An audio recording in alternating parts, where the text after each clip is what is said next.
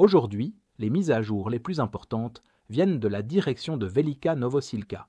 Ici, la bataille pour Velika Novosilka a atteint un tournant critique alors que les forces russes ont avancé, tirant parti de leur supériorité numérique et de leur avantage en hauteur. Avec la dernière route d'approvisionnement ukrainienne sous attaque et des assauts incessants en cours, le sort de Velika Novosilka était en jeu. Après des mois de combats intenses, les forces russes ont poursuivi leur effort offensif pour prendre le contrôle de Velika Novosilka.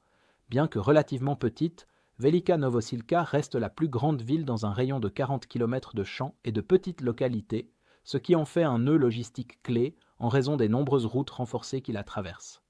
Cela fait de Velika Novosilka un centre logistique vital pour approvisionner et soutenir toute opération future de chaque côté.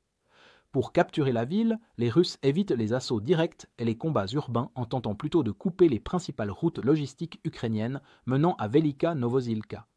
Les forces russes contrôlaient déjà physiquement 2 des 3 routes logistiques, ne laissant à la garnison ukrainienne que la route à l'ouest passant par Vremivka. Couper cette route permettrait aux forces russes de couper tous les approvisionnements et renforts à la garnison ukrainienne dans la ville, faisant de Vremivka le point central de l'offensive russe. Si nous regardons la carte topographique, nous pouvons voir que Vremivka et Velika Novosilka sont situés dans les basses distertes de la vallée fluviale, tandis que les forces russes au nord, à l'est, au sud et à l'ouest maintiennent des positions à des altitudes beaucoup plus élevées. Cela a permis aux forces russes d'imposer un contrôle de tir sur la garnison ukrainienne à Velika Novosilka et de soutenir leurs assauts depuis la colline. La pente raide a également donné aux Russes un grand avantage de reconnaissance, car leur aviation et leur artillerie ont intensément bombardé la garnison ukrainienne dans la ville en contrebas.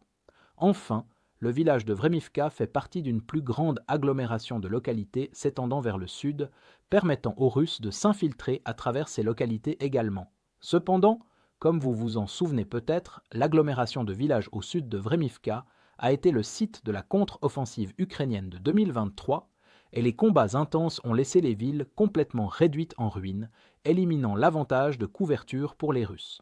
Cela a permis aux forces ukrainiennes de cibler intensément les Russes se déplaçant dans la ville avec de l'artillerie et des drones. De plus, les Russes devaient traverser de vastes champs ouverts pour atteindre les positions ukrainiennes, augmentant leur exposition aux drones de reconnaissance ukrainiens et aux tirs d'artillerie. Des images de combats géolocalisés de la zone révèlent la détection de plus de 14 soldats d'assaut russes par les opérateurs de drones ukrainiens en raison de leur exposition dans les champs ouverts. Les opérateurs de drones ukrainiens ont transmis leurs coordonnées à l'équipage des batteries d'artillerie voisines qui ont rapidement réagi et bombardé les forces russes, contrecarrant leur attaque. Cela a conduit à la destruction de l'infanterie russe avec les 14 soldats éliminés et aucun survivant dans cette vague d'attaque. D'autres forces russes qui n'ont pas toutes été détectées et ciblées par les tirs d'artillerie ont réussi à entrer dans les faubourgs pour être ensuite éliminées par des frappes de drones et des tirs d'armes légères ukrainiennes. Malheureusement, à la fin, cela n'a pas suffi à contrer l'avantage numérique écrasant des Russes et leur position tactiquement supérieure. Les rapports des soldats ukrainiens sur le terrain indiquent que les Russes avaient un avantage de 3 contre 1 en termes de main-d'œuvre et bombardaient Nevouré la ville jour et nuit. Les Russes ont également pu pleinement utiliser leur position en hauteur pour soutenir leurs assauts sur Vremivka. Après la chute de Vremivka, ils ont réussi à couper la plupart des approvisionnements ukrainiens vers Velika Novosilka, signant la fin de la garnison ukrainienne, alors que les Russes intensifiaient leurs assauts et commençaient à établir des points d'appui dans la ville.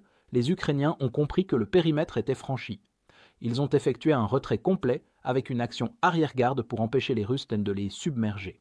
Dans l'ensemble, malgré les meilleurs efforts des Ukrainiens, les Russes ont pu tirer parti de leur supériorité numérique combinée à leur avantage en hauteur pour prendre Velika Novosilka.